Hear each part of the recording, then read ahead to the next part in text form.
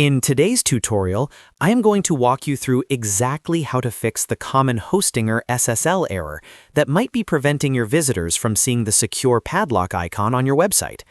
Dealing with SSL certificate issues can feel intimidating, but the process in the Hostinger H panel is actually incredibly straightforward and only takes a few minutes.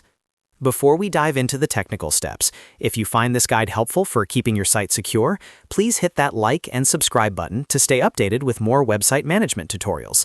Let's get started. First, you need to log in to your Hostinger account. Once you land on your dashboard, locate the Websites tab at the top of the screen.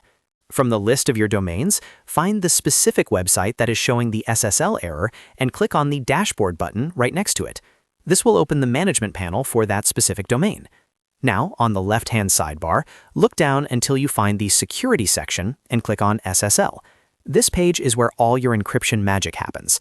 If you see that your SSL is not active, you will see an Install or Activate button. Go ahead and click that.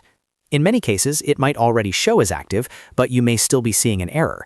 If that is the case, wait for the system to process the certificate installation. It usually takes just a short moment to finalize. Once the status shows as active, look for the option that says Force HTTPS and make sure that toggle is switched on.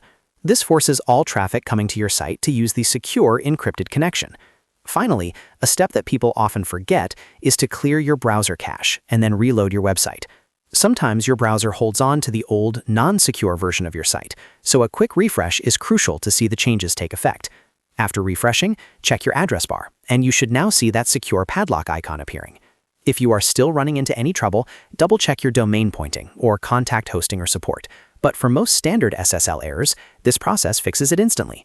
If this video helped you solve your SSL issue, please make sure to hit that like and subscribe button for more easy web hosting guides.